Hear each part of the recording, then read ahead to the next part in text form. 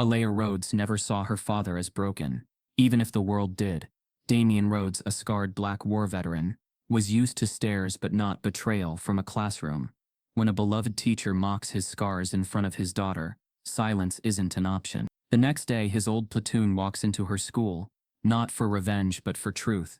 What follows shakes an entire community, exposes buried racism, and unleashes a lesson the nation was never ready to learn. Before we deep dive into this interesting story, subscribe to our channel, and tell us where are you watching from. Share in the comments below. Children whispered. Parents looked away. But 10-year-old Alaya never flinched when her father held her hand, even if his face made others stare. Every morning at 7:48 sharp, Damian Rhodes stood tall at the edge of the school gate. His stance was straight-backed, the kind only soldiers carry with them after war. Rigid but proud. His face, however, betrayed the cost. Patches of melted marbled skin stretched across his cheeks and jawline, his left eye permanently narrowed from the damage. His hands, half-gloved to hide thick scarring, bore the silent history of an explosion few wanted to hear about. And yet next to him stood Alaya, his 10-year-old daughter, who never once looked away. Alaya Rhodes wasn't loud. She didn't need to be. Her intelligence spoke in the precision of her homework, in the small acts of kindness she offered to anyone, friend or stranger, who looked like they needed it. Her skin was the color of warm mahogany, her curls always braided carefully by Damian's practiced hands, and her quiet confidence made her both admired and envied by some of her peers. But each morning, when Damian bent down to tie her shoe or kissed her forehead goodbye, eyes would turn. Parents paused mid-conversation. Children tugged their mother's sleeves, whispering, pointing. And the teachers, they smiled too tightly, then turned away too quickly. Pretending not to see is sometimes the loudest form of discrimination. One mother muttered behind a cupped palm, "He shouldn't stand so close to the entrance. Some of the kids get scared." Another added, "There's a side gate by the cafeteria. Maybe someone should gently suggest it." They never said it outright. That's not how racism operates here. Not in these freshly painted suburban neighborhoods where everyone's lawn is manicured, and diversity is posted like a badge on the school's website. Here, racism wears a polite smile. And inside classroom 3C, it wore pearls and red lipstick. Ms. Eleanor Whitmore had been teaching for 12 years, and winning local awards for 8 of them. She spoke in a slow, measured tone. She hosted cultural appreciation days, handed out gold stars for inclusivity essays, and prided herself on being able to connect with students from all backgrounds. But Alaya saw through her. It started small, too small for anyone else to notice. A comment about Alaya's handwriting being surprisingly neat. A passed-over opportunity to be line leader. Then another. During a class reading on American heroes, Alaya raised her hand to share about her father. Miss Whitmore smiled and said, "Let's save our stories for another time, sweetie." That time never came. In art class, when students were told to draw someone they admired, Alaya hesitated. She stared at the blank paper for 10 minutes before slowly outlining the familiar features of her father. The burn scars, the cap he wore, the way his eyes, even with damage, always held warmth when they looked at her. But halfway through shading his face, she tore the drawing in half and stuffed it deep into her backpack. The weight of shame isn't always placed on you. It's absorbed over time, soaked in through silence and avoidance. Alaya stopped mentioning her dad during show and tell.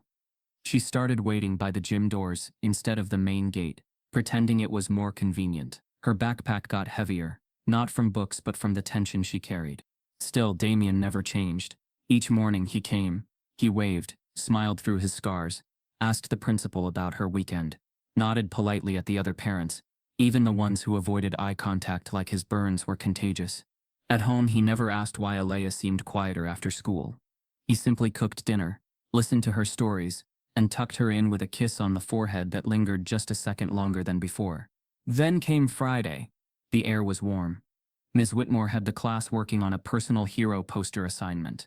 Most kids drew athletes, YouTubers, or fictional characters.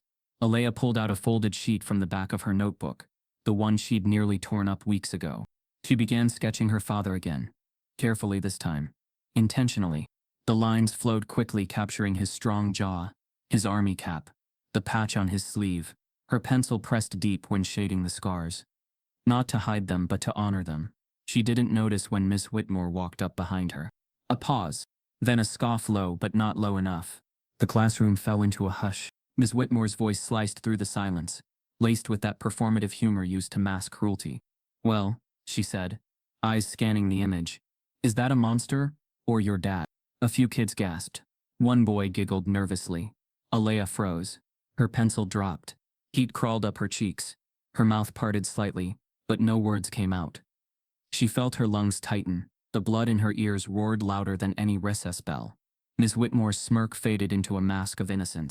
"Oh, I was just joking," she added quickly, brushing a hand through her hair. "Don't be so sensitive, honey." Alaya didn't respond. She simply stared at the picture, her father's face captured with such care, and for the first time she felt ashamed of how she drew him. The class moved on. The noise returned. But something in Alaya didn't. She tucked the paper away, tight, folded, silent.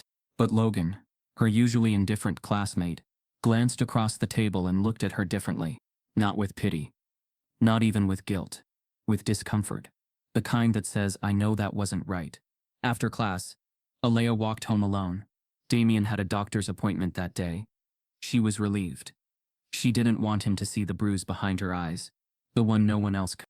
But the next morning, when the sun rose soft across the road's modest porch, Damien turned off the stove mid-breakfast and asked softly, "Did something happen in class yesterday?" Alaya paused, then nodded once. Quietly. He said nothing more. But that night, after she went to bed, Damien opened the top shelf of his closet and pulled out an old, metal box. Inside his dog tags, photos of dusty Platoon days, medals wrapped in faded cloth. He set them carefully on the table and picked up the phone. Monday morning, Miss Whitmore walks into her classroom with a coffee in hand, only to freeze mid-step. At the back of the room stands Damien Rhodes, and he's not alone. Laughter erupted, not because it was funny, but because a teacher had given them permission to mock the scarred black man at the gates. The room didn't explode with laughter. It cracked. First a boy near the window snickered, then a girl near the supply shelf laughed, more confused than amused. By the time the ripple reached the center of the classroom, it wasn't laughter out of joy. It was a collective reaction to discomfort, a sound children make when they're told something ugly but don't yet know it's wrong. Alaya didn't move. She sat frozen, eyes locked on the half-finished drawing of her father, his face soft in her rendering, his scars drawn gently, like brushstrokes across a memory. Her chest tightened. Tears began to blur the lines she'd just so carefully drawn. But she wouldn't cry in front of them. Not yet. Miss Whitmore, standing above her, took a slow sip from her coffee, then added with a rehearsed tone of encouragement. "Art should reflect beauty, Alaya. Maybe next time try something more cheerful." The message wasn't subtle. It was soaked in centuries of quiet erasure. Your truth doesn't belong here. Your father isn't beautiful enough to be art. Alaya didn't speak. Her throat burned, but her lips stayed shut. Silence, she had learned, was safer. She folded the paper slowly, hiding the evidence of her pride. Her hands trembled, not with fear, but with something deeper, something unfamiliar. Shame, misdirected. Embarrassment not of her father, but for the way others chose to see him. Across the room, Logan, 10 years old, with blonde hair always a little messy and a sense of right and wrong still unpolished, watched everything. He wasn't Alaya's friend. They sat apart. But in that moment, even he could feel something wasn't right. He didn't laugh. Instead, he glanced at Ms. Whitmore, then at Alaya, and something tightened in his stomach, like watching someone kick a puppy, and everyone else clapping. The school day continued. Worksheets, silent reading, recess. No one said a word to Alaya. Some classmates avoided her. Others looked at her the way they looked at roadkill. Awkward pity, quickly masked with distraction. By the time the bell rang, Alaya moved like glass, still fragile and ready to shatter at the wrong touch. She didn't mention the incident when Damien picked her up that evening. She smiled at him, a rehearsed smile, quick and brittle, and said school was fine. Damien, ever observant, noticed the way her shoulders slumped just a little lower. But he didn't. He never did on the first day pain showed its face. At home, Alaya didn't draw. She stared at her sketchbook for over 20 minutes and then slid it under her bed. The next morning, Logan sat at breakfast. Unusually quiet. His mother, a paralegal who worked long hours and didn't usually pry, noticed. "You look like you saw a ghost," she joked. Logan didn't laugh. He pushed his cereal away, and whispered, "My teacher said something really mean yesterday." "What kind of mean?" Logan hesitated, then repeated what he remembered. Ms. Whitmore's tone, her comment, the class's reaction. The image of Alaya's face stayed with him all night. His mother went quiet. Then, calmly, she reached for her phone. That night, the Rhodes household was quiet too. Damien watched Alaya from the kitchen, her tiny figure curled on the couch, the TV playing something cheerful she wasn't really watching. He approached her gently, sitting beside her. "I heard something happened in class yesterday," he said softly. Alaya didn't look at him. She shrugged. "It's fine. Did your teacher say something about the drawing?" he asked, his voice patient. Alaya nodded. "Do you want me to talk to the school?" She turned to him then, finally meeting his eyes. And what Damien saw there made his heart twist. "No," she said quietly. "It'll just make it worse." And Damien, former Sergeant Damien Rhodes, who had survived fire and desert storms and watched friends die, felt a defeat deeper than any battlefield could offer. His daughter, 10 years old, was already learning how to survive by staying small. He hugged her. The next morning, she didn't get out of bed. "I don't feel good," she mumbled, face turned toward the wall. Damien didn't argue, but after she fell back asleep, he sat alone in the kitchen, gripping his coffee mug tighter than he should have. Meanwhile, the complaint from Logan's mother trickled up the chain, quietly filed by a concerned parent. It reached the vice principal, then was passed off to the school's diversity liaison, a white woman who had once led a book club on racial harmony but had never experienced a single day of discomfort in her own classroom. Nothing happened. A teacher in the adjacent room, Ms. Gonzalez, overheard Ms. Whitmore's remark and mentioned it in the faculty lounge, but her voice was met with nervous smiles and dismissive nods. "I'm sure she didn't mean it like that. Eleanor's not racist, she just jokes weird sometimes." The PTA thread briefly acknowledged the incident when Logan's mom made a post. "Is anyone else concerned about something that happened in 3C? My son was really disturbed." The response? A parent quickly redirected the thread to cupcake volunteers for the spring bake sale. Comments about frosting preferences replaced the post about humiliation and harm. By Friday, Alaya had missed 2 days of school. Her absence was noted but not questioned. Miss Whitmore mentioned it in passing to a colleague. "Probably sick," she said, then added, "That child's always so sensitive. Some of them just don't know how to take a joke." That night, Damien sat in the dark of his kitchen. The box still lay open from earlier in the week, his medals gleaming under the stove light, the photos of men he once called brothers, spread like cards on the table. He wasn't angry. Anger had never been his first language. But a decision had formed, solid and unshakable. He didn't need a meeting. He didn't want an apology. He needed them to see. And so, the next morning, he shaved, put on a crisp black shirt, pressed his pants, brushed Alaya's hair quietly, kissed her temple, and let her stay home. Then he drove to the school. No call. No warning. No permission slip. Just walked through the front doors with a purpose that made the receptionist glance up and forget to ask for ID. Ms. Whitmore entered her classroom Monday morning, humming softly, coffee in hand, only to stop cold. Standing at the back of her classroom, arms crossed, gaze steady, was Damien Rhodes. And he wasn't alone. In a country that asks for black soldiers, it forgets to see them when they return broken, especially if their scars make others uncomfortable. Years before, Damien stood at the back of a 4th-grade classroom, his face half-seared and hands thick with healed skin. He stood at the front of a dusty ridge in Afghanistan, sweat carving lines through sand-caked cheeks, M4 in hand, 12 soldiers behind him calling him Rhodes, with a mix of reverence and defiance. He wasn't the loudest in his unit, nor the most charismatic, but when bullets ripped through the air and the dust turned red, it was Damien who moved first. It was Damien who dragged Private Carter bleeding and screaming from a downed Humvee while insurgents closed in. It was Damien who climbed back into the fire to save a laptop full of reconnaissance data, even when he knew the risk. And it was Damien who took the full force of the IED, meant to kill them all. He remembered the blast in fragments. The split-second brightness, the scream that might have been his own, the taste of burning fabric and iron, but most of all, he remembered the silence that followed. Not the silence of peace, the silence of being gone. Before waking up again, his recovery was long, the surgeries were worse than war.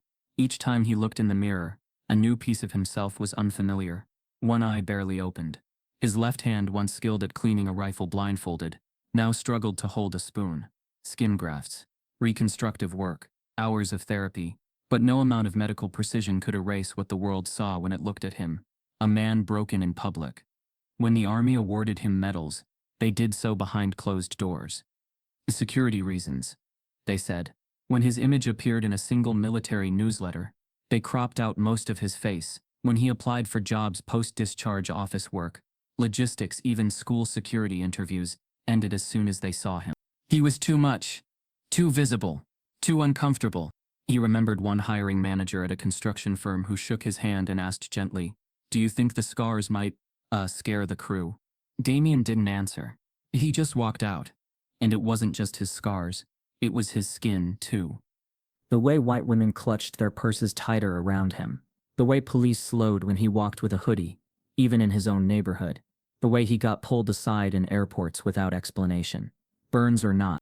Some days, the war felt easier. But Damien had a reason to stay grounded. Her name was Alaya. When his wife, Monica, passed from ovarian cancer just months after his discharge, Damien didn't have the luxury of breaking. He buried the love of his life with no time to grieve, and turned all his strength toward raising their daughter, braiding her hair with one working hand, learning bedtime stories by heart, attending every parent-teacher night, even when parents stared like he was contagious. Alaya became his reason to heal. Not to forget, but to keep standing. So when she came home bruised by words she couldn't say out loud, when he watched her tuck her father's image under her bed like a secret, Damien knew what had to be done. He didn't storm into that school with fury. He walked in with control. With patience. With the dignity of a man who's already survived worse. First stop. The school board. He scheduled a meeting through the proper channels. Arrived in pressed slacks and a collared shirt. Sat across from 3 administrators and a legal liaison who wore a practiced smile. He laid it out. What Miss Whitmore said. The reaction it triggered. The trauma it seeded in his daughter. They listened. Or at least, they looked like they were. Then the superintendent, Dr. Valerie Kemp, tilted her head slightly and said, "We understand how this could be misinterpreted. But Miss Whitmore is a respected educator. We truly believe she didn't mean it that way." Those words didn't mean it that way. Hit Damien like shrapnel. He didn't raise his voice. He didn't argue. He simply stood, nodded, and thanked them for their time. As he exited the building, the receptionist offered a shallow smile that never touched her eyes. She watched his back the way some people watch a storm cloud, hoping it keeps moving away.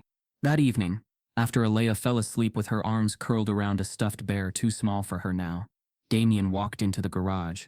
He hadn't touched the box in years. Dust coated the lid. He wiped it with his sleeve and unlatched the rusted hinges. Inside, memories waited like ghosts. His dog tags cool and heavy in his palm. A bronze star tucked into a velvet case. Photos his platoon lined up beside their convoy. Dirt on their boots and laughter frozen in time. A wrinkled letter from Monica, folded too many times, with his name written in her slanted cursive. He stared at the contents for a long time. The world had tried to reduce him to a disfigurement, an object of pity or fear.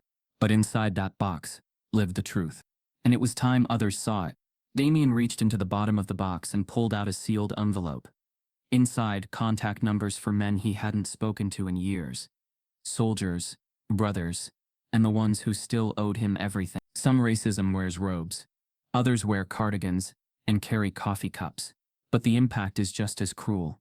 On paper, Miss Eleanor Whitmore was a model educator. The laminated plaques outside classroom 3C bore her name in gold foil. Teacher of the Year, Innovator in Education, Parent-Selected Favorite. Her photo sat centered on the school website, her bio brimming with credentials from prestigious teaching fellowships. She wore pearls, soft cardigans in pastel hues, and carried a ceramic coffee mug with a chalkboard heart that read "Inspire." But Eleanor Whitmore didn't inspire. Not truly. She performed. She knew how to smile with her whole face at parent-teacher conferences, to kneel when talking to a child for empathy optics, to send home handwritten notes to white parents praising their child's maturity and leadership potential. She orchestrated classroom birthday charts, diversity month posters, and perfectly arranged reading corners with books from every continent, but only the ones that didn't make anyone uncomfortable. Because behind her curated warmth lay something colder. In quiet moments, off the record, outside of cameras, Ms. Whitmore rolled her eyes at names she couldn't pronounce. She called families complicated if their parents spoke with accents. When a Latina mother requested bilingual handouts, Eleanor told her to trust the American system.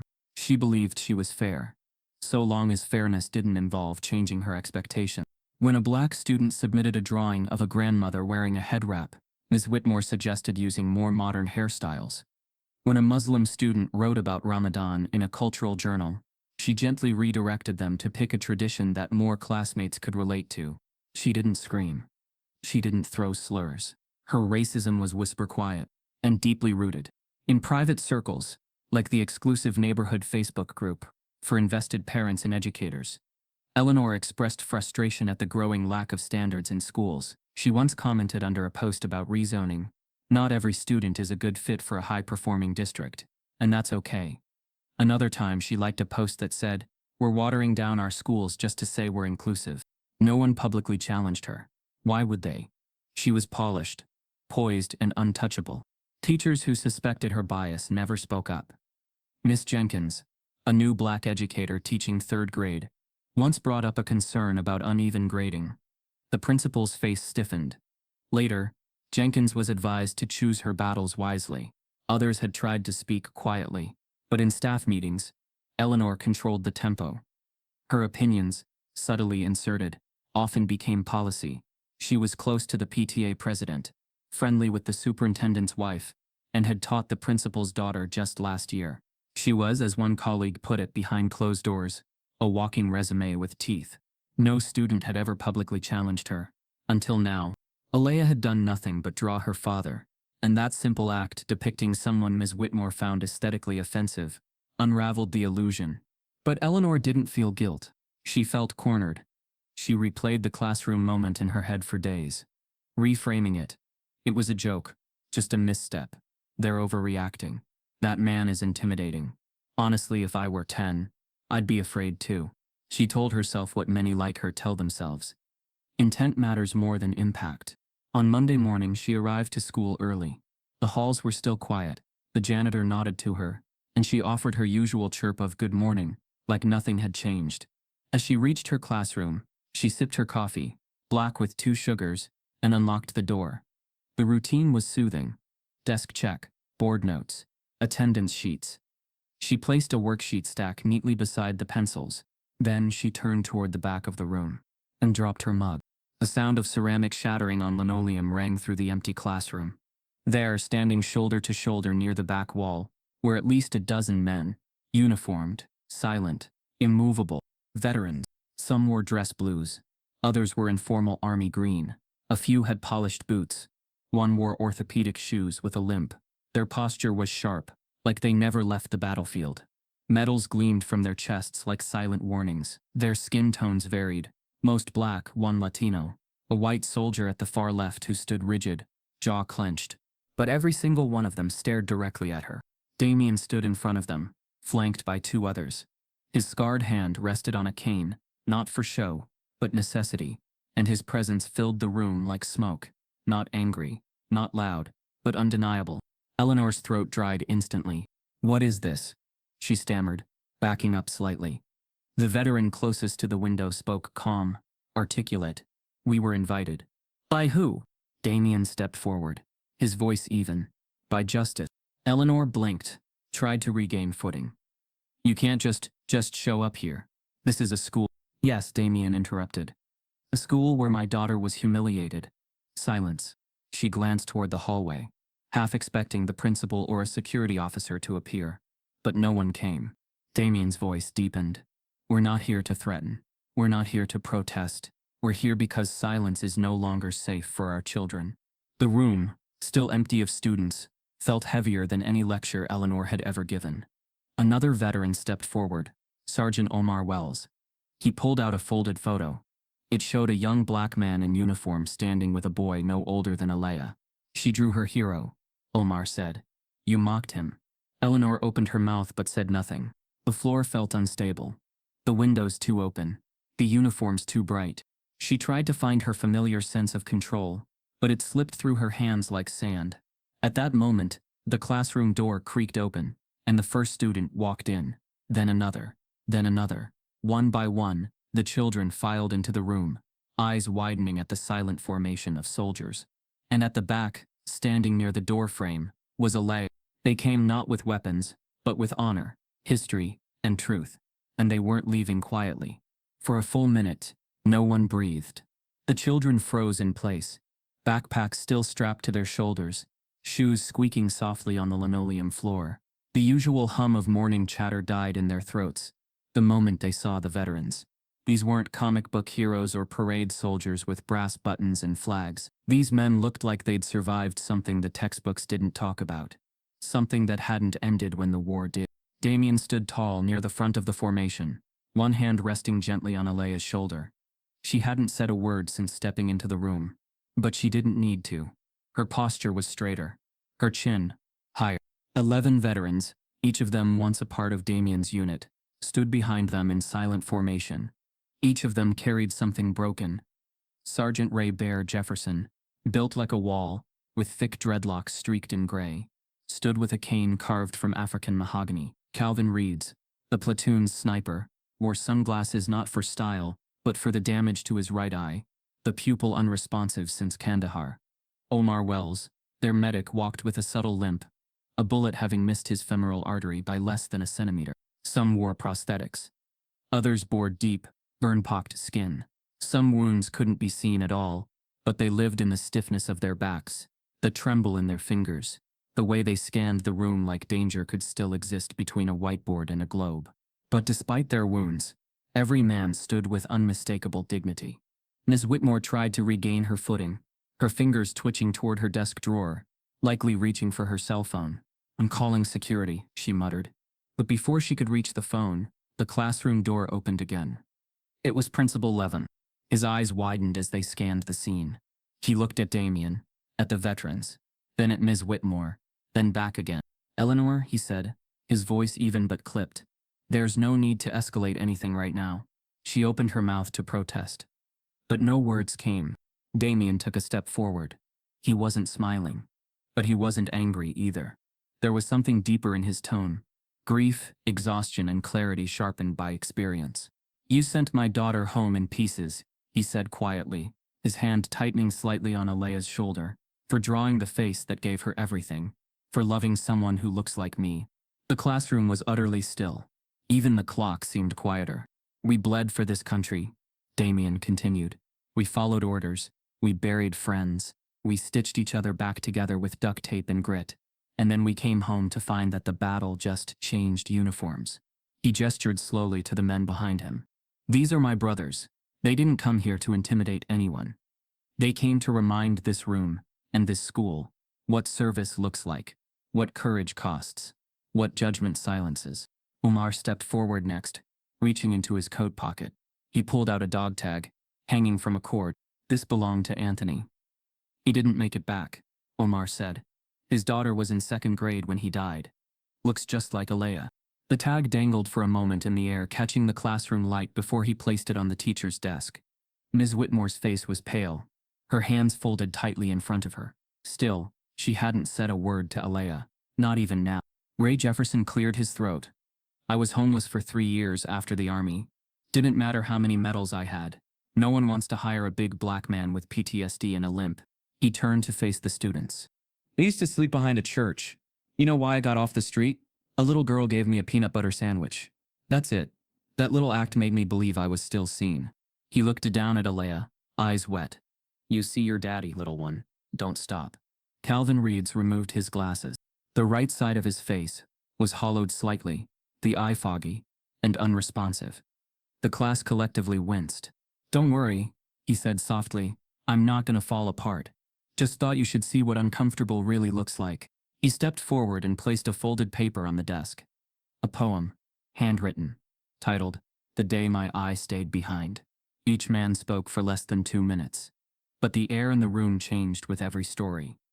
The students, some fidgeting awkwardly at first, now sat with their hands on their desks, listening, truly listening. Even the ones who'd giggled when Alaya was mocked now seemed confused by their own reactions. The world felt bigger, heavier, more fragile. Then, in a moment that seemed to slow time, one of the veterans, Staff Sergeant Marcus Flint, detached the prosthetic arm from his shoulder with a practiced twist. He walked toward Ms. Whitmore's desk and placed it carefully beside her laptop. I lost this protecting a school bus from a roadside bomb, he said. I've never been ashamed of it, but I've never placed it on the desk of someone who tried to teach a child that scars are shameful. Ms. Whitmore finally spoke. I didn't mean. But Damien cut her off. You never do. He turned to the class, to the 20-something faces.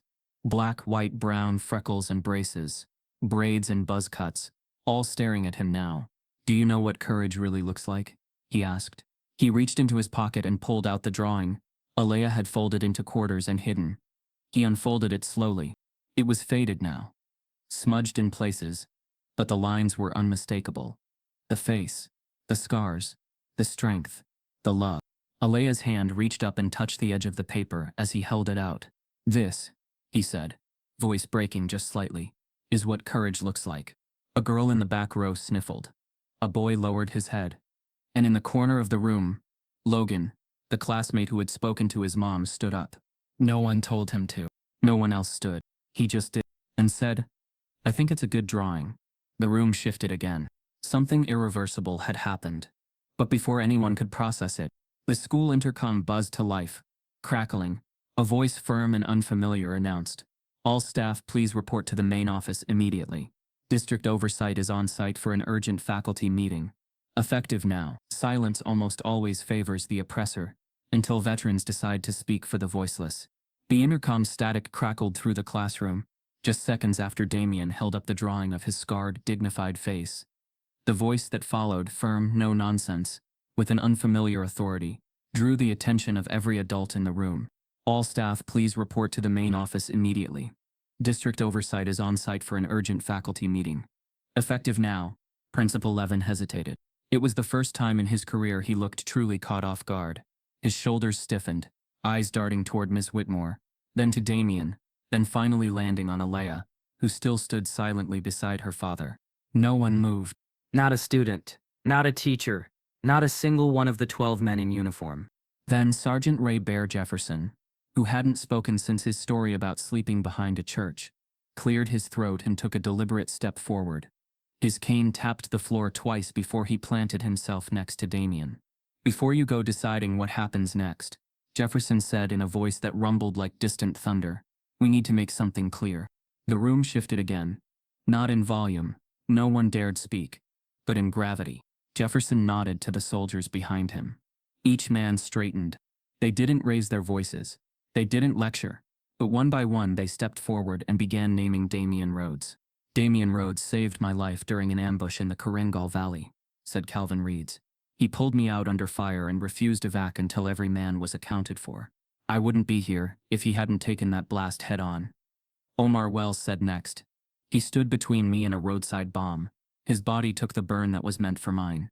I lost 2 brothers in combat. I gained 1 in Damien, said another, his voice strained but steady. He wrote to my wife when I couldn't speak. Made sure my kids had food when our checks got held up back home. Each testimonial landed like a stone, tossed into still water. No dramatic music, just truth.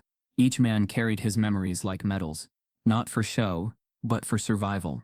As the stories continued, a strange thing began to happen in the classroom. The students, young, impressionable, often distracted, sat stiller than they had all year. Some hugged their knees. Others tilted their heads in thought. A few, even the rowdy ones, looked down at their desks with something close to shame looming behind their eyes. Even Miss Whitmore wasn't immune. She stood rigid, hands tightly clasped, her face a mask of control that began to crack with every account. She had spent years controlling the narrative inside these walls, deciding who was smart, who was disruptive, who was worthy of praise, and who was merely tolerated. But now she was the subject of the story, and she couldn't turn the page. Principal Levin exhaled. He stepped forward, one hand raised, not in resistance but in surrender to the truth pressing down on the room. This is no longer a disciplinary issue, he said quietly, almost to himself. This is systemic, bigger than just one class or teacher. He looked toward Ms. Whitmore. Eleanor, do you understand the depth of what's happened here? Her lips parted, but no words came.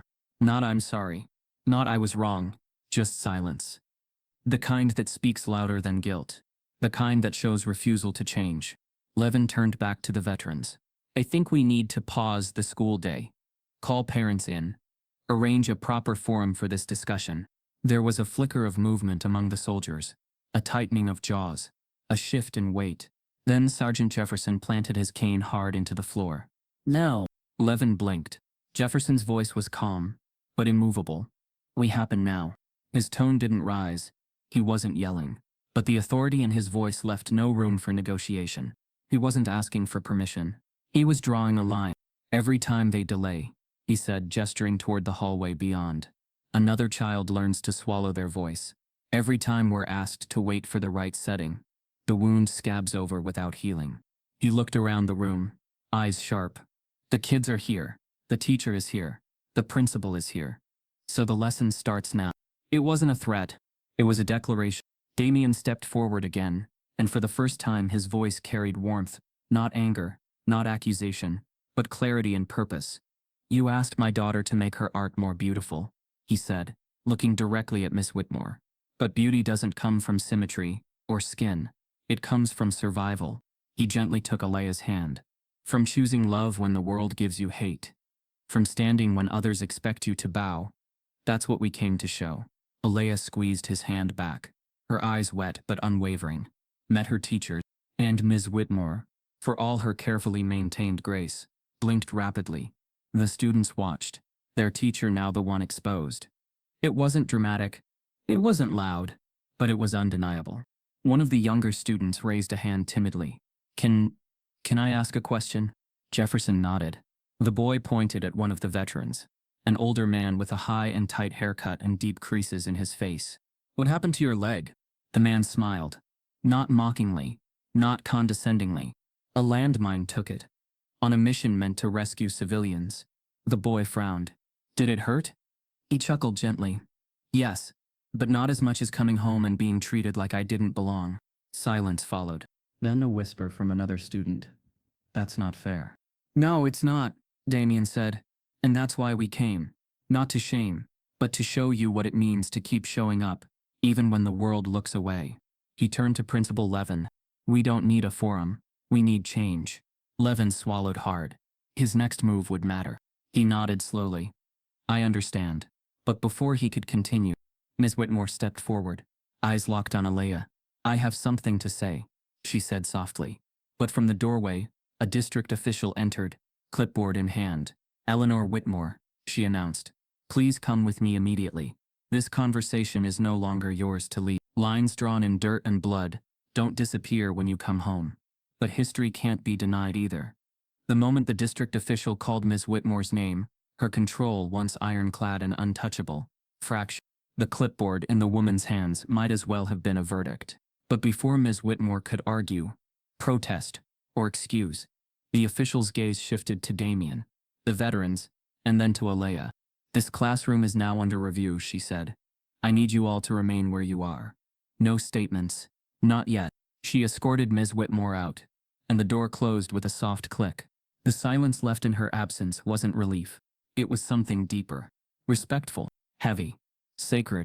Alaya sat at her desk now, still holding the drawing. Her fingers gently traced the lines of her father's face. The same face her teacher had once reduced to a punchline. Damien, standing at the front, turned slightly and nodded to Sergeant Jefferson, then to Calvin and Omar. Let them know, Damien said softly. Let them see who we were before we were scars. Omar stepped forward first.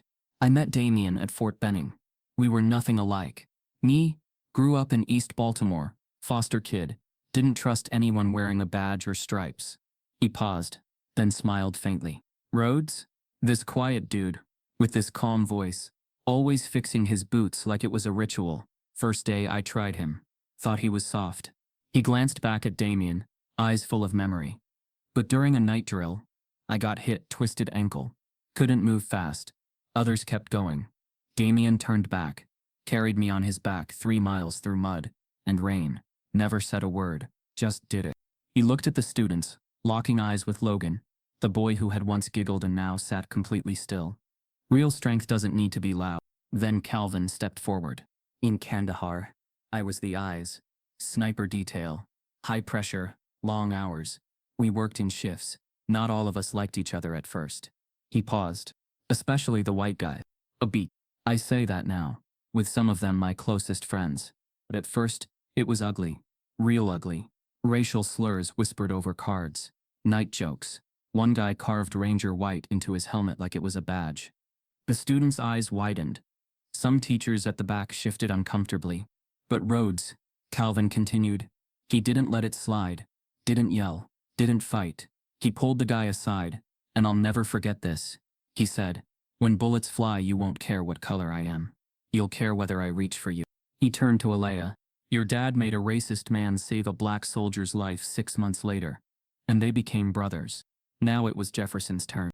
He leaned heavily on his cane as he moved forward. Rhodes and I fought over food once, he said, chuckling dryly. Not a real fight. Just one of those tensions that build up. I accused him of getting special rations. He accused me of being paranoid. We went 3 days without talking. He paused. Then we were ambushed. He looked up. 24 hours of fire. Minimal cover. People screaming. Radios down. Rhodes pulled 4 people to safety while injured himself. When it was over, I sat next to him, bleeding, both of us tired as hell, and he handed me half a protein bar. Jefferson turned to the class. And that's when I realized, race isn't erased in war, but brotherhood makes space for healing it. The students absorbed every word. Even the teachers, standing in the back, some visibly shaken, leaned in as though hearing the stories of their own neighbors for the first time. Principal Levin approached quietly and said, "Why didn't you report this racism back then?" Damien answered, "Because we were taught to bury it, told the mission came first. We survived together, but we healed alone." His eyes scanned the children. But silence only protects the comfortable, never the wounded. It was in that moment, just as Alaya leaned back in her chair, finally breathing fully for the first time in weeks, that the unexpected happened.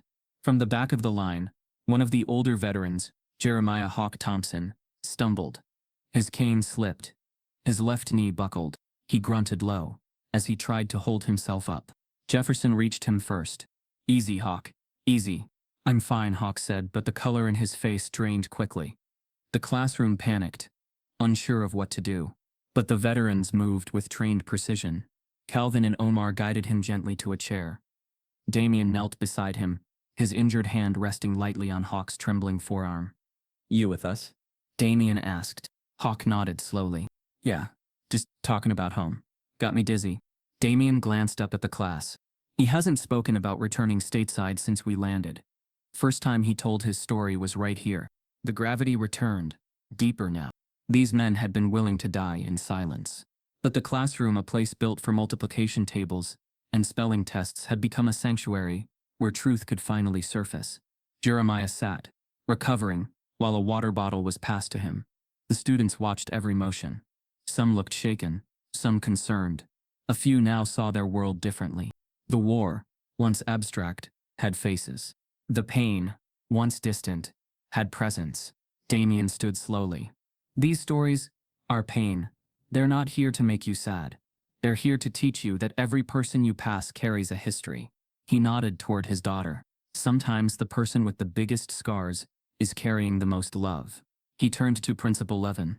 "I sent Alaya here because I thought your school understood community."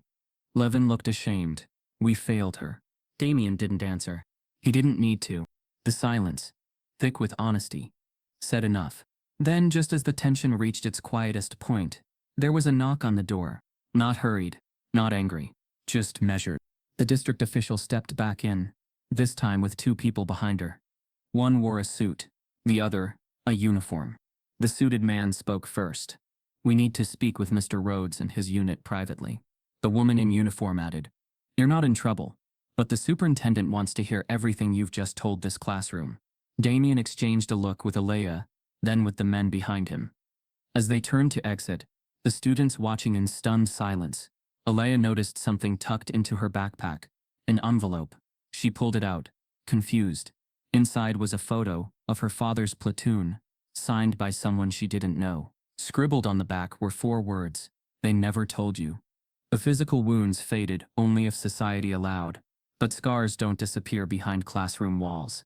The envelope felt oddly heavy in Alaya's hand. She opened it with careful fingers, eyes narrowing at the black and white photograph inside.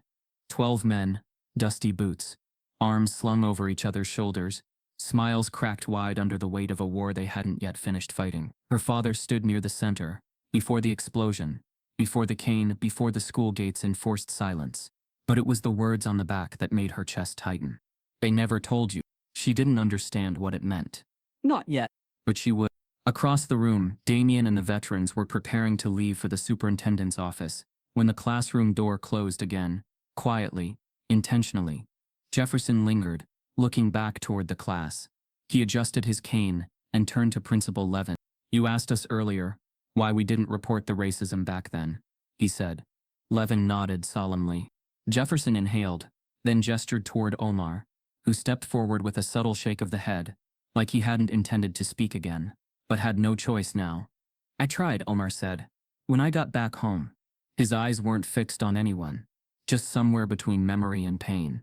"I applied for a job at a community college. Said I wanted to teach emergency response.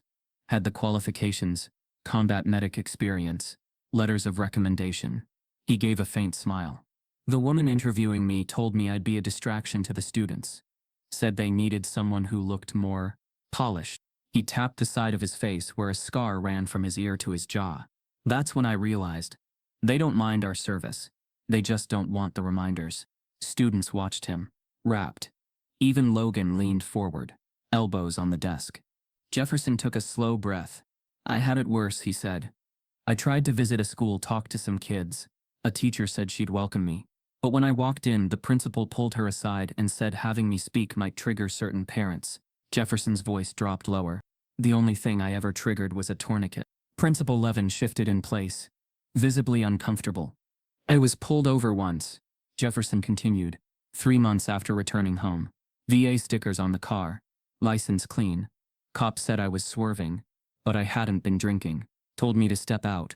He paused, then looked up.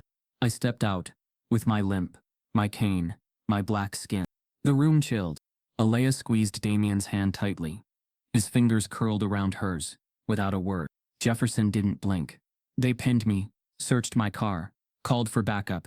All while my 5-year-old daughter was in the back seat crying." A long silence followed. "I stopped visiting schools after that," he said. "Until today." Principal Levin's throat moved as he tried to swallow. He glanced toward the remaining teachers, then at the students who now looked at these men with something far beyond curiosity, reverence, recognition.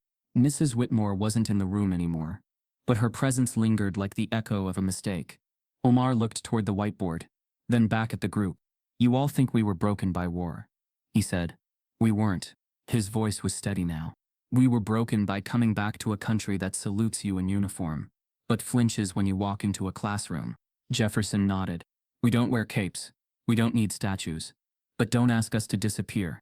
The last line hung like a verdict. Damien stepped forward again. He didn't raise his voice. He didn't need to. Every time a teacher like Ms. Whitmore tells a child like Alaya that her story is too ugly for show and tell, she's not protecting the classroom. She's protecting a lie. He looked around the room. "Those walls," he said, pointing to the brightly colored bulletin boards and laminated maps, "aren't supposed to be a shelter from reality. They're supposed to prepare kids to face it." The students shifted. One girl in the front row wiped her eyes. Another boy reached over and handed her a tissue from his desk. Damien looked to Principal Levin. "We didn't come here to yell," he said. "We came to break the silence." Then he stepped aside, and slowly, deliberately, walked back to Alaya's desk. She stood. Their eyes met. She hadn't spoken since the day her drawing was mocked. Now she held the photo up, quietly. He took it, and for a long moment, looked at the men in the picture. Some alive, some not, some broken, some healed. And then, quietly, he handed it to Jefferson. Jefferson read the words on the back. Frowned. "Who wrote this?" Omar turned it over. "That's not my handwriting." Calvin looked closer. "Not mine either." They all exchanged glances. No one knew who had placed it in her bag. Damien pocketed it carefully, a seed of concern now planted beneath the surface. Then the principal, still pale, finally spoke again. His voice was low, cautious. "What do you want from us now?" he asked. It wasn't sarcastic. It wasn't defensive. It was honest, defeated, willing to listen. For the first time, Levin looked not like an administrator, but like a man who realized he'd been complicit simply by being comfortable. Damien didn't answer immediately. He turned to Alaya. She was the reason he came. The reason they all did. She looked up at him, and then in the softest voice in the room said, "Make sure no one ever has to hide their hero again." Levin blinked. Her words hit deeper than any speech could have. Jefferson nodded slowly. "We want training. Real training. Not a diversity slideshow. We want workshops with veterans of color. We want cultural competence sessions for every teacher, every staff member including you," Calvin added. "And we want these kids to know our names. Our stories, not just the whitewashed war in the textbook." Omar took a step forward. "And we want Ms. Whitmore's record corrected. Officially. Not erased. Not softened. Documented." Levin took it all in, then nodded once. Solemnly. "It'll be done," he said. He looked at Damien. "Anything else?" Damien looked at his daughter, then at the classroom that had once made her feel invisible. "Yeah," Damien said. "You're going to let us teach the next lesson. Requesting apology isn't enough when generational prejudice is at stake. Recognition is needed." The classroom felt transformed. Not by decor, not by desks or whiteboards, but by the weight of truths finally spoken. A place once ruled by invisible biases now held the gravity of accountability. Damien Rhodes didn't need a podium or a microphone. His presence was enough. His words, sharper than any reprimand, echoed louder than school bells. "You're going to let us teach the next lesson," he had said, and no one dared to challenge that. Principal Levin nodded, almost cautiously. The man had run assemblies, board meetings, and crisis drills, but nothing prepared him for a platoon of veterans, black, scarred, unwavering, who walked into his school and rewrote the script. Now he stood beside Damien, his clipboard forgotten on a nearby desk, watching as students leaned forward with unblinking attention. These weren't children anymore. They were witnesses. Damien turned to them again. His voice didn't rise. It didn't need to. "This moment isn't about punishing one teacher," he began, glancing at the empty space where Ms. Whitmore once stood. "It's about pulling up the rot so we stop planting more of it." He looked directly at Levin. "We don't want an apology." Levin frowned, confused. "Then, what do you want?" "Change," Damien said flatly. "Systemic, permanent, transparent." Jefferson stepped forward, handing Levin a document, a printed proposal with bullet points and bold headers.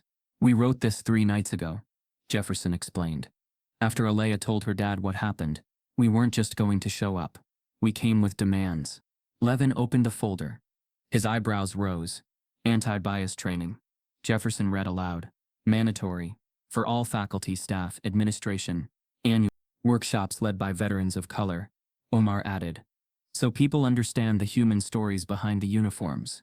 "Curriculum reform," said Calvin. "We want history that includes the contributions and struggles of soldiers who looked like us. Not just the sanitized version." "And a community day," Damien concluded. "To honor veterans in the district. Not a parade. A tribute. One where our children see us as more than shadows." Levin's lips pressed into a line. He turned toward the camera in the corner of the classroom, the one installed for virtual students and remote parents. The light blinked green. "We're being streamed," he said more to himself than anyone else. "Good," said Jefferson. "Let them hear it." At that very moment, inside living rooms and cars and lunchrooms across the district, parents and guardians watching the classroom feed found themselves unexpectedly pulled into something far greater than a morning homeroom.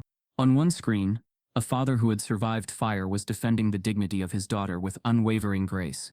On another, a man with a prosthetic leg quietly demanded a curriculum shift. Messages began to pour into the school's comment portal. "My child is in this class. I'm crying. This is the education we need. I had no idea. I want to help. Shame on this school for waiting until it went viral to act." One parent wrote simply, "Ms. Whitmore owes that little girl more than words." Back in the classroom, the door opened again. 3 members of the school board entered, 2 women and a man, suits sharp, eyes uncertain. They had been summoned moments ago, alerted by the escalating situation and the spike in parent engagement on the live stream. "Principal Levin," one began. "We need a briefing." "You're standing in it," Levin replied. Damien stepped forward. "We've made our requests," he said. "Now you need to decide whether the school exists to protect its image or repair its integrity." The board members exchanged glances. One of them opened her tablet, scrolling through the live stream comments in real time. The outrage, the support, the viral momentum, none of it could be ignored. "Mr. Rhodes," she said, "would you be willing to formalize these requests at the next board meeting?" "No," Damien replied, her brow furrowed. "No? We're not waiting weeks. We're not going into closed rooms. You've all had years to prepare for a moment like this. You just didn't expect it to wear a uniform." A hush settled again. Alaya stood now, too. She hadn't said anything since her quiet declaration earlier.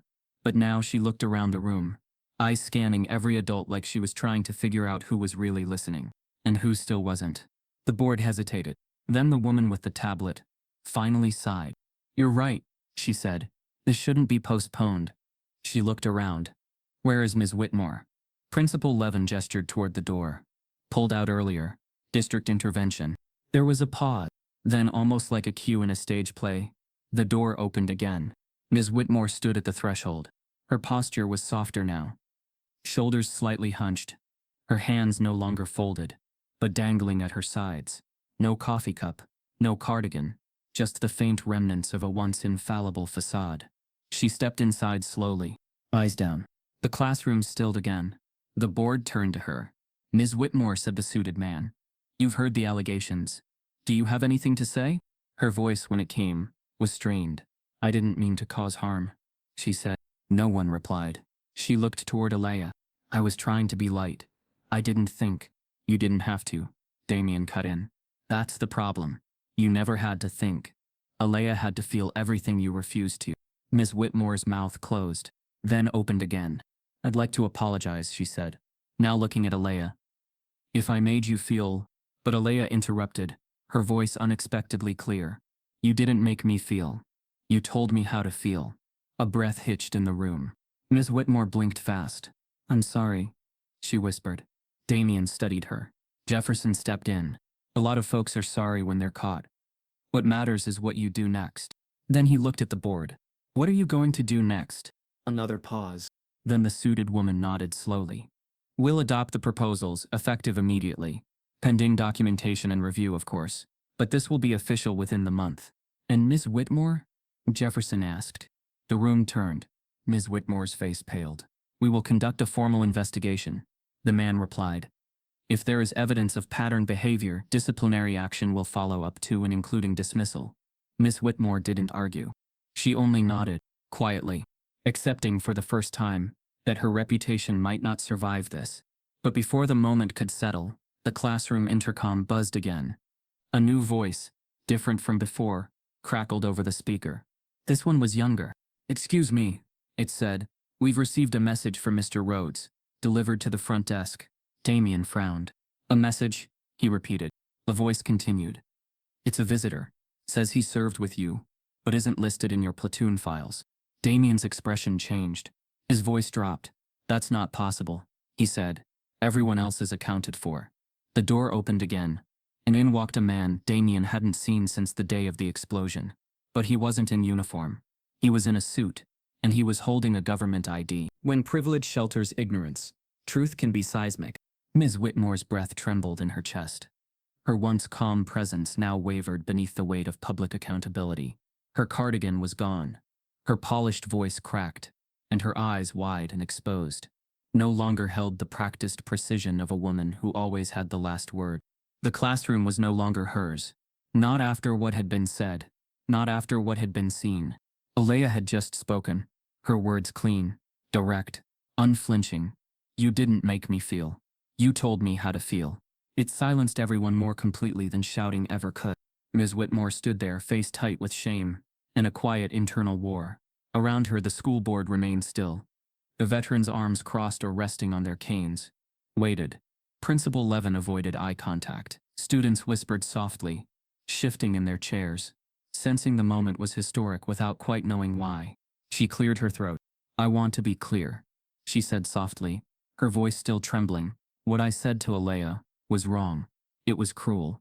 I regret the way it hurt her." Her eyes found Alaya again, smaller now, tucked into her seat, clutching the corner of her drawing like it was armor. "I said something careless, demeaning," Miss Whitmore continued. "I made a child question her pride, and I see that now." A pause, but she added quickly, I want it understood. It wasn't racism. It was poor taste. Poor judgment, yes. But not prejudice. Jefferson exhaled, long and slow. Damien's jaw tightened, the scar along his cheek seeming to deepen as his face hardened. Poor taste, Damien repeated, his voice low. That's what you call stripping my daughter's dignity in front of a room full of her peers. It wasn't meant that way, Miss Whitmore insisted. I didn't intend. And that's the shield, isn't it? Omer interrupted, stepping forward. She froze. You think racism needs to look like slurs, he continued. Like screaming in someone's face. Or burning crosses. But it doesn't. It doesn't even need hatred. Just indifference. Just the decision to let your assumptions speak louder than someone's humanity. Calvin nodded slowly. Prejudice isn't always loud, Miss Whitmore. Sometimes, it whispers with a smile. Miss Whitmore shifted uncomfortably, her voice rising slightly, as though trying to recover lost ground. I teach black children. I care about them deeply. My record shows that. Ask any parent. A soft voice interrupted her from the back of the room. You skipped over Jamal's reading project. Heads turned. It was Ms. Bryant, a younger black teacher, one of the few in the building. She had been silent through most of the meeting, standing just behind the classroom door. Now her arms were crossed, her tone steady. He wrote about his grandfather's march with Dr. King, she said. You said it was too political for third grade. But then you praised Sarah's project about the Boston Tea Party. Ms. Whitmore's face blanched. Ms. Gonzalez, another teacher, Latina, soft-spoken, added from her corner of the room.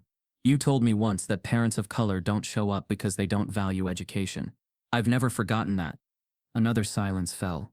But this one was heavier, unforgiving. It wasn't just the veterans now. Her own colleagues had begun to speak. Ms. Whitmore backed up a step, her eyes darting toward the school board members, who now wore expressions of quiet disbelief. She had once been their shining example. Now the light was too harsh to hide the shadows behind her resume. Alaya, still quiet, glanced up at her father. She saw the pain in his posture, stiff, unmoving, but also something else, control. He didn't lash out. He didn't degrade. He let the truth stand on its own legs. Miss Whitmore's hands trembled at her sides. I don't know what you want me to say, she said softly. Truth, Damien said. That's all. She looked at him, and for the first time in her life she felt small in a classroom. Not because she was less educated. Not because she had failed an assignment. But because the people she had dismissed, diminished and disregarded, had built something stronger than her reputation. A community. Her throat tightened. Then she turned to Alaya again. I don't deserve your forgiveness, she said. And I don't expect it. But I see you. I see your father. And I see now how blind I've been. She turned to the room, students, teachers, veterans, the board. I've worn privilege like a shawl, she said. Invisible, comfortable, never questioned, and I've let it silence others by pretending I was being neutral. But neutrality in a world of inequality is just alignment with the stronger side. She paused. Then her voice dropped. How do I undo this now? The question hung like a cloud over the class. Everyone waited for someone to answer. Damien didn't move. It was Jefferson who finally spoke. You don't. She blinked. You live with it, he said. And you work every single day to do better than you did the day before. You give up the need to be the good one, and become the one who's willing to be changed. Ms. Bryant nodded in agreement. You don't get redemption for free, she said. You earn it. One act at a time, one child at a time. Ms. Whitmore let the words sink in. They weren't unkind, but they weren't absolving her either. They weren't meant to. Then Damien stepped forward, holding something in his hand. It was a copy of Alaya's drawing. He placed it gently on Miss Whitmore's desk, right where she had once humiliated a child for honoring her hero. Start here, he said. Start by putting this on the wall. So the next time a child draws something you don't understand, you'll remember what understanding costs. She didn't answer, but her eyes filled with tears. Not for herself, for once, for what she had done. Damien turned to his daughter. Come on, baby, he said gently. Alaya stood, but before they could exit the room, a loud knock echoed from the hallway. The man in the government suit stepped in, holding up his ID. Mr. Rhodes, he said, we need to speak. Not about the school, about your past. There's something you were never told. Solidarity isn't offered. It's earned through listening, failing and repairing. The man in the suit had barely lowered his ID when the atmosphere in the room shifted again. Damien locked eyes with him, instantly alert. The veteran stood taller. The students watched with a kind wide-eyed tension, usually reserved for movie scenes. Even Alaya, though she couldn't understand why her father's jaw clenched, felt the shift in gravity. "We'll speak," Damien said, voice low. "But not here. Not now." The agent gave a nod of respect, then stepped back out of the room, closing the door behind him, as if he already knew this moment belonged to something else. The air settled once more, but the tremor it left behind remained in everyone's bones. Ms. Whitmore sat quietly at her desk now, not in command, not defeated either. Just listening. And something about her stillness opened the door for others to finally speak. It started with Miss Bryant. She stepped fully into the room, voice steady but warm. "I've been silent in this school for too long," she said, her eyes fixed on the students. "Every time I watched a black child be talked down to for attitude, while their white classmates got called confident, I bit my tongue." She looked to Alaya, then to the board. "That ends today." Then came Mr. Harmon, a history teacher with wire-rimmed glasses and more books than social awareness. He raised a hand like he was asking to speak in someone else's classroom. "I've always thought of myself as progressive," he said, "but I never once questioned the textbooks we use. Never noticed how few of the veterans featured were black, or how the stories stopped at their service, never mentioning how they were treated when they came home." He turned to Damien and the others. "I'm sorry, I didn't see it. But I see it now." A few more teachers nodded. Quiet apologies. Admittance of things overlooked. Things denied. The honesty came slowly. But it came. And it reached the students. Logan stood up from his seat. No one prompted him. He didn't look to his friends for backup. He simply walked over to Alaya, stopping in front of her desk. "I laughed that day," he said. When Ms. Whitmore made the joke, "I didn't get it. I thought it was just funny." He looked down, then back at her. "I know it wasn't. I should have said something." Alaya looked at him for a long moment. She didn't smile, but she nodded, and that was enough. Solidarity didn't always come in the form of grand speeches. Sometimes it came from a boy standing beside a girl when everyone else sat down. Other students chimed in. A girl with a hijab whispered, "They said my scarf looked like a towel once. I never told anyone." A boy near the window murmured, "They call my dad weird because of his accent." Stories began to trickle out. Stories that had never been told because no one had ever made space for them. Or more accurately, because the space had always belonged to people who didn't have to question their place in it. Parents watching the live stream were stunned. Their phones buzzed with messages from neighbors. Screenshots of quotes flew across social media, igniting local debate. Should kids be involved in this? Is this too political? Or is this finally the education they deserve? Some parents pulled their kids from class the next day, but many more showed up that night, at the school board meeting. Mothers with natural hair in solidarity with Alaya. White fathers wearing their old army jackets to support the veterans. One parent held a handmade sign, "Our kids see everything. Teach them truth." Back in the classroom, Principal Levin cleared his throat. His shoulders straightened. "I've heard every word spoken today," he said. "And while I know I've failed in many quiet ways, I also know leadership is about more than reacting. It's about rebuilding." He pulled a folded document from his jacket. "This is a preliminary draft," he said. "Our district will begin implementing the Roads Initiative, a 3-part program focusing on anti-bias training, inclusive curriculum review, and an annual community tribute day for veterans of all backgrounds." Applause started slowly, from the back of the classroom, then from a few students. The veterans nodded in quiet approval.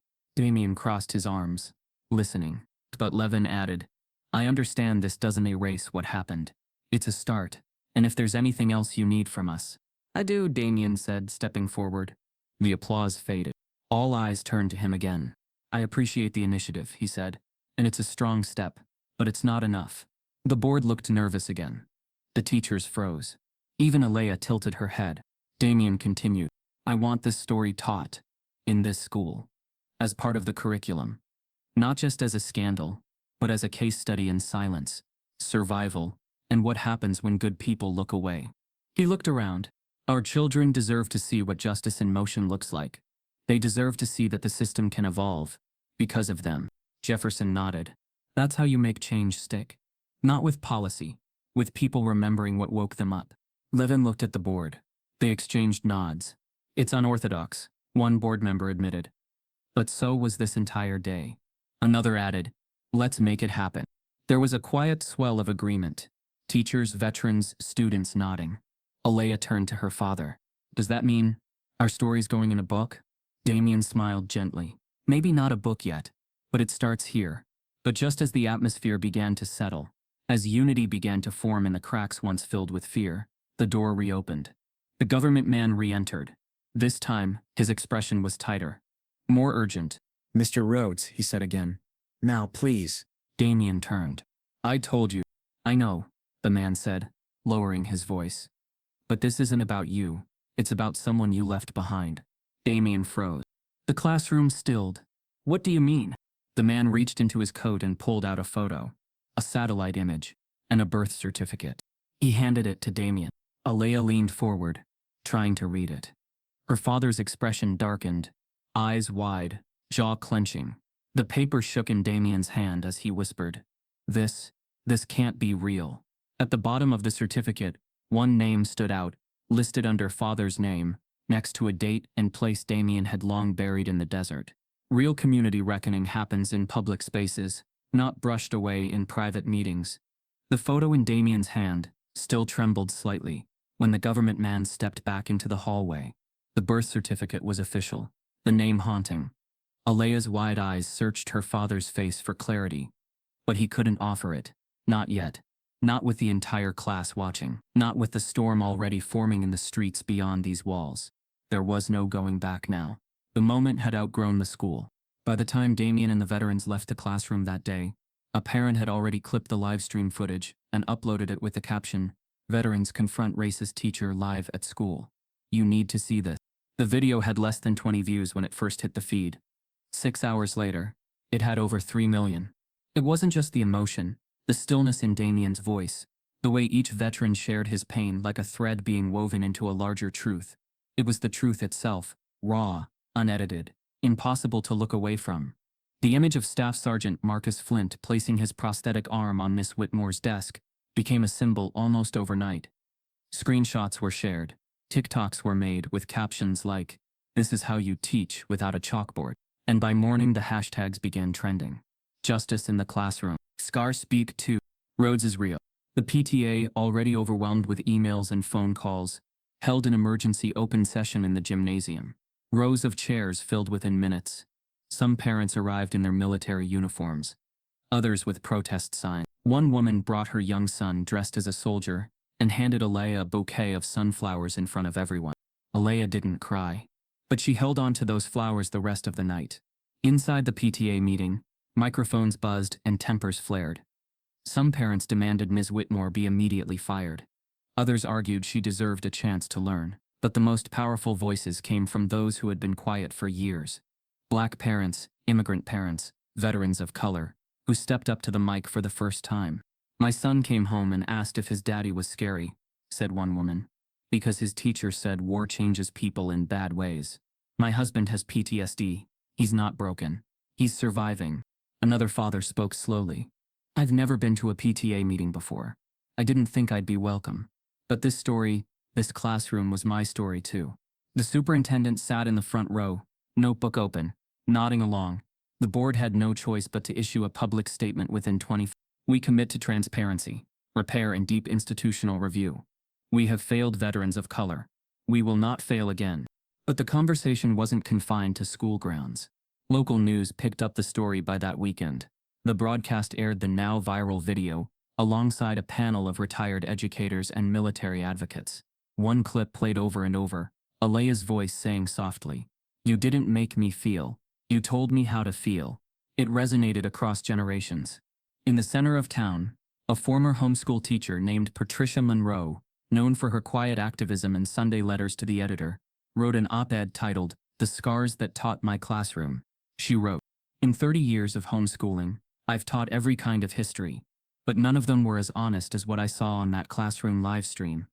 If we cannot face our veterans' wounds, we cannot call ourselves a learning nation. Her letter was shared over 90,000 times. National outlets picked it up. Podcast hosts discussed it. Politicians tweeted it. A segment aired on a major morning show titled When the War Comes Home. teaching kids the full story. And then, of course, there was Ms. Whitmore. Her face, once reserved for PTA award nights and parent newsletters, was now a headline. One article read, "Teachers joke about veterans' scars sparks national outrage." Another followed with, "The smile that silenced when politeness masks prejudice." Screenshots of her words circulated. "Art should reflect beauty. Maybe try something more cheerful." The backlash was swift. A petition circulated calling for her resignation. Within 2 days, it had over 75,000 signatures.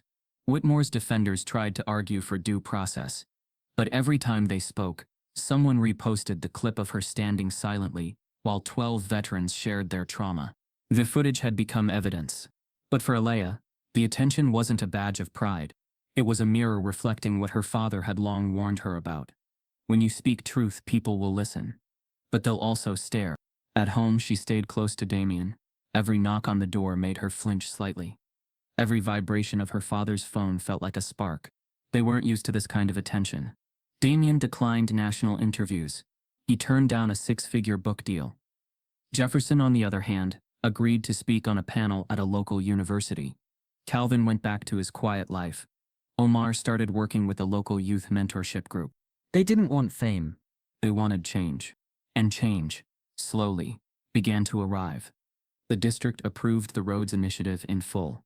Teachers were required to attend biannual anti-bias training led by diverse veterans. The curriculum now included stories of Black, Latino, and Indigenous soldiers. Not just on Veterans Day, but throughout history units. A new elective, civic memory, was created designed to teach students how to challenge systems with respect, empathy, and clarity. Most notably, a mural was commissioned for the hallway outside room 3C. It depicted a Black soldier with one hand on a child's shoulder, scars visible, gaze forward. At the bottom it read, "Courage isn't always clean." Alaya watched them painted over several afternoons. She didn't speak much, but she stayed until the final brushstroke. Meanwhile, Damien kept that birth certificate folded tightly in his jacket pocket. He hadn't spoken to anyone about it. Not Jefferson, not Calvin, not even Omar. The name listed beside his under father of child brought back memories he had buried so deeply, he wasn't sure they were real anymore. He remembered that outpost. That explosion. That night he was told no one survived. But now this name, this child, this possibility. He couldn't process it fully, not while Alaya was still piecing herself back together from what had already happened. So he waited. He told himself there'd be a right moment. But then, 2 nights after the mural was completed, Damien was folding laundry, while Alaya read on the couch when a knock pounded through the front door like thunder. He froze. Not a polite tap, a pounding. A second hit. Harder. Damien stepped forward cautiously, heart beginning to race. Alaya sat up, eyes wide. "Dad, stay back," he said. He reached for the doorknob, every military instinct returning like muscle memory. He opened the door. 3 news vans, microphones, flash bulbs, and one woman standing dead center on the porch, holding something close to her chest. A small boy, maybe 6, peeking from behind her leg with a face Damien had only seen once, in a mirror. If society forgets who bled for it, scars become inconvenient history, not honored sacrifice. The woman on Damien's porch said nothing at first. Not when the flashbulbs popped. Not when Alaya clutched his arm. Not even when he stared at the boy beside her. The small child peeking from behind her jeans, with eyes too familiar to deny. She didn't need to speak. Her presence was a truth louder than words. But Damien, for the sake of his daughter and the history they'd fought to tell, closed the door gently after telling the cameras, "This is not the time." The time would come.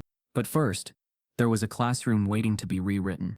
In the days that followed, the school underwent a transformation that no budget, no consultant, and no reform committee had ever sparked. It wasn't a policy change.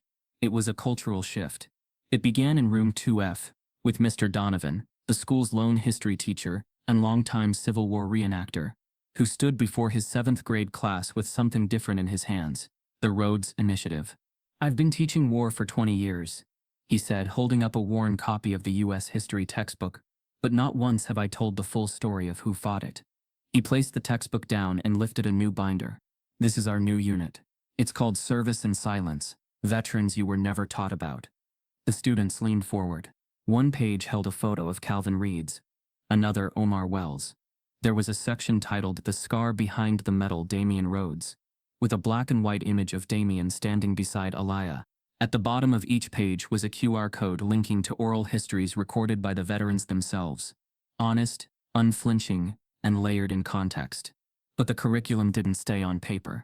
Local veteran groups, including the Black Veterans Brotherhood and the South County Coalition, began visiting school assemblies. They didn't come with flags or salutes. They came with stories. A Korean War veteran recounted returning home in uniform, only to be told by a restaurant owner, "We serve American heroes, not you." A Vietnam medic recalled dragging 2 men from a fire, only to be denied housing later because his credit didn't match the neighborhood. The students didn't blink. They listened. Alaya sat in the front row for every assembly. She didn't speak often, but when she did, it mattered. One day she stood beside the mural, depicting her father, and addressed her peers. "This isn't about pity or guilt. It's about knowing the stories that were buried, because if we don't know them, we repeat them." The students clapped, not out of obligation, but recognition.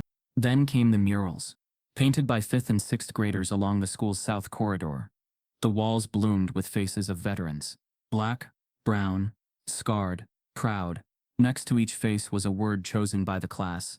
Courage, family, truth, survival, witness. And there, centered under a beam of sunlight each afternoon, was Damien's portrait.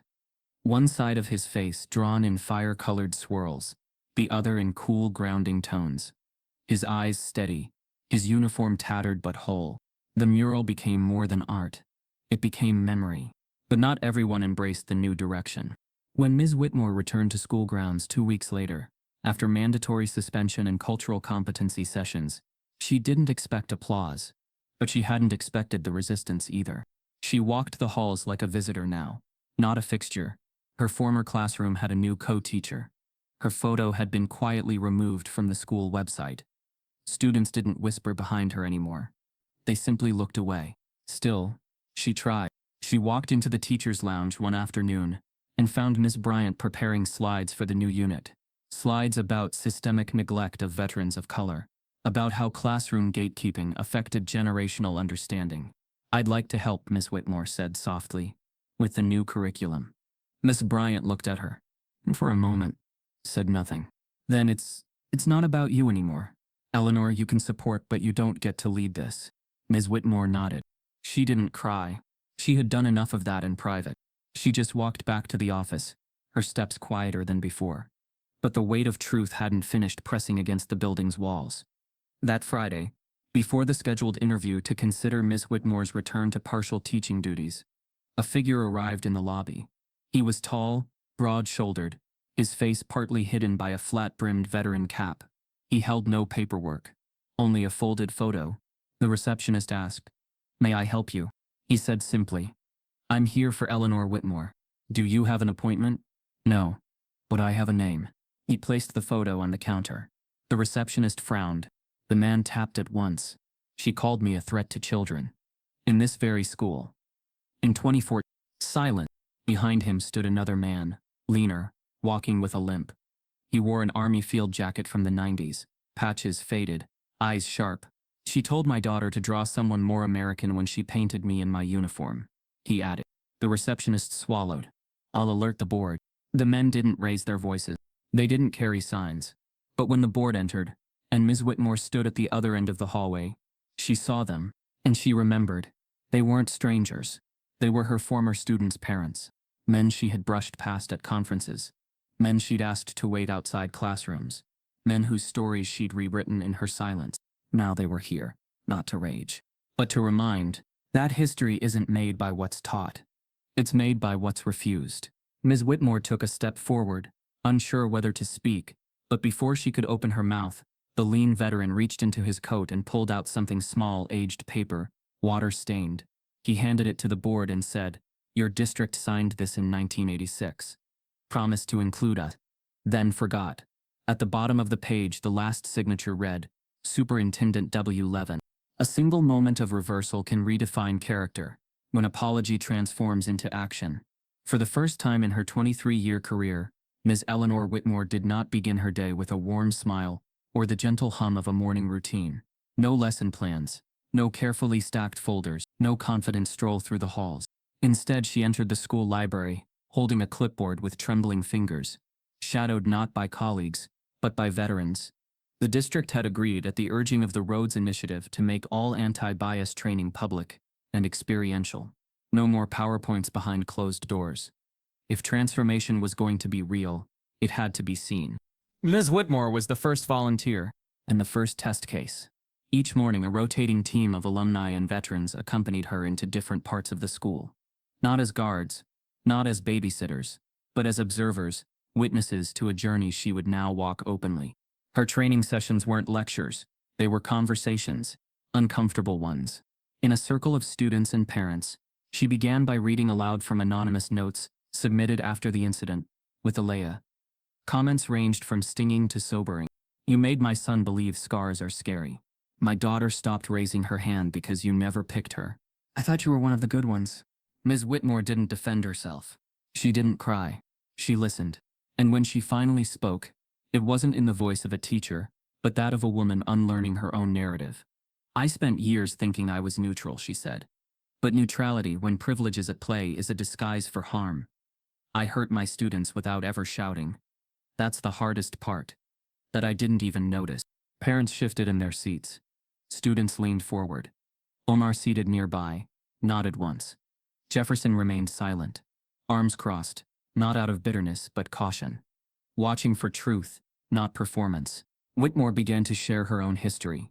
Stories of growing up in a household that claimed to be colorblind, of being praised for discipline, not curiosity, of being taught to avoid discomfort at all costs.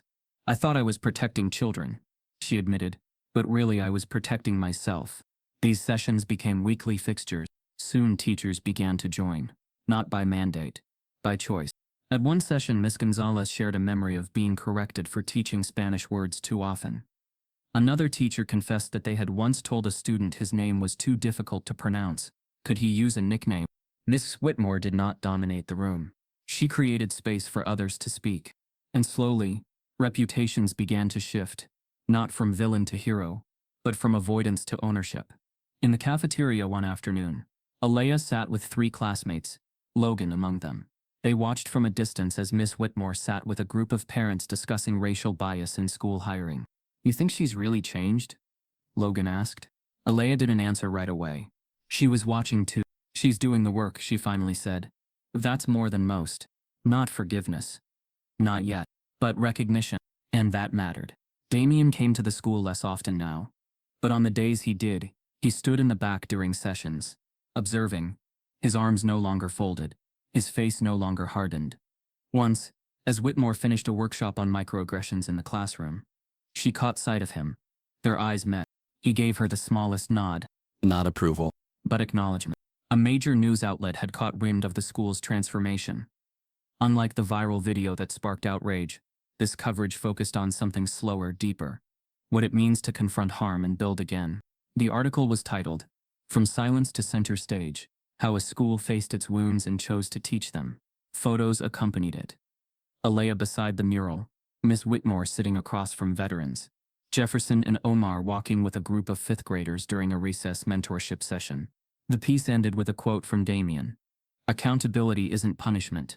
It's an invitation to become more human. The school began to receive letters from across the country, from teachers in Idaho, from veterans in South Carolina, from middle school students in Detroit who had just watched the classroom video in social studies. Alaya read each letter slowly, often aloud to her father, after dinner. They saved the ones written in crayon. The ones that said things like, my dad has scars too. I think they're brave now. But beneath the healing, a quiet thread of curiosity tugged at Damien. The boy on the porch, the woman who said nothing, the government agent who promised there were answers waiting. Each night, Damien stared at the folded birth certificate, tucked inside a copy of his deployment orders. The name, the date, the impossible reality. He wasn't ready yet, but he would be. That evening, after dinner, Alaya climbed the stairs slowly. Her backpack felt heavier than usual, not from books, but from questions. She hadn't asked her father about the woman, or the boy. She could feel he wasn't ready. And maybe, neither was she. Her room was quiet. The mural outside her window, lit by the street lamp, cast gentle colors against her ceiling. She set her backpack down, then noticed it. A small envelope on her desk. Plain. No stamp. No address. Just 4 words. To my daughter. From a Platoon. Brother. Her breath caught. Slowly, she opened it. Inside was a folded letter and an old photograph, faded and water-warped. She recognized her father immediately. Younger and scarred, laughing with a group of men under desert skies. But next to him, on the edge of the photo, was someone else. The boy. The same eyes. Same brow. A little older. His name scrawled faintly, in pen, on the back.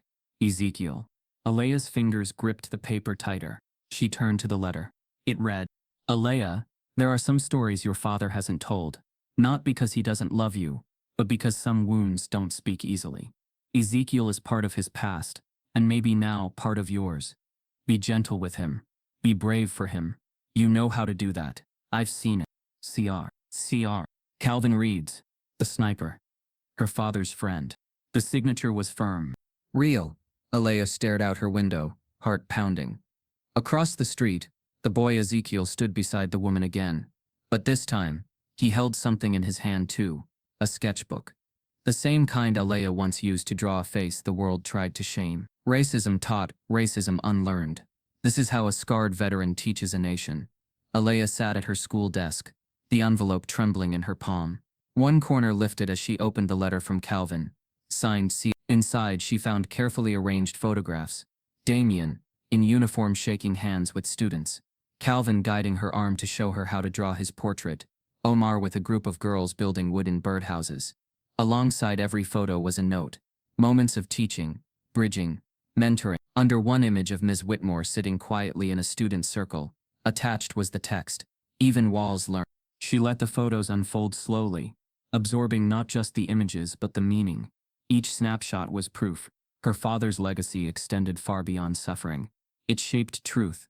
Alaya's breath caught as she read Calvin's final lines. Your father's scars taught me how to stand tall. Now, your words can teach us how to keep standing. Beneath that was a promise. Calvin was sending her his old sketchbook so she could help him finish the mural at the community center. Tears slid down her cheeks, but she didn't wipe them. For the first time she felt pride, instead of shame. Later that afternoon, Ms. Whitmore, now volunteering in the Roads Initiative, is called to stand in front of Alaya in the hallway. She offers Alaya personal mentorship, not to erase what happened, but to ensure Alaya's voice becomes part of the curriculum revision team. Will you help me understand what our classrooms still don't teach? She asks, her voice quiet but earnest. Alaya nods. Ms. Whitmore's posture is humble, no offer of absolution. Just the question, will you continue the work? Meanwhile, outside, preparation begins for a public commemoration at school. A rising local memorial will host a ceremony on Veterans Day. The veterans organize speeches. Damien, Omar, Calvin, and for the first time, Alaya. They gather by Principal Levin's new flagpole courtyard mural, which now includes names of veterans of color along with their testimonies. On the day of the event, the crowd is large. Families, students, parents, local press, veterans and community members. A banner overhead reads, honoring courage in every shade. Damien stands beside Alaya at the podium. She steps forward, voice steady. My father taught me that courage isn't just surviving, it's speaking truth when others whisper silence. He stood for us. I want to stand for what he taught me. She turns, smiling at him, gratitude shining in her eyes. A ripple of applause spreads through the crowd, not for a performance but for a promise. After the ceremony, community leaders step forward to publicly pledge to keep the curriculum alive. Superintendent Kemp signs the Roads Initiative into permanent district policy. PTA raises funds to expand the Veterans Mural project across other schools.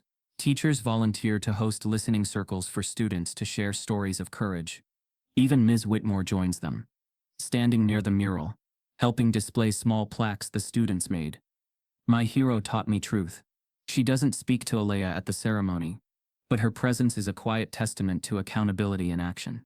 As the sun sets, the veterans, Alaya and Damien, step away from the front stage. They walk toward the building entrance, when suddenly, the front door opens behind them. A uniformed veteran steps forward, hand raised in salute. Alaya turns, her heart skips. It's Jeremiah Hawk Thompson, the man who once collapsed in the classroom during their testimony. He carries no cane now.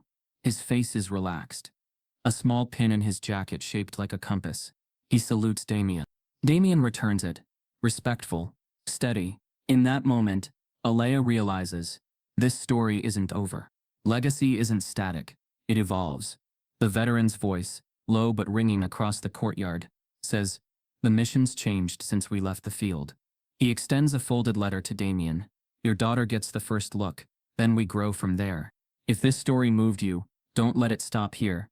Talk about it at your dinner table. Question the silence in your schools. And look twice at the people we're taught to overlook. Change doesn't start in headlines. It starts in hallways, in history books, and in hearts that refuse to forget. Be the reason your community remembers what others tried to erase.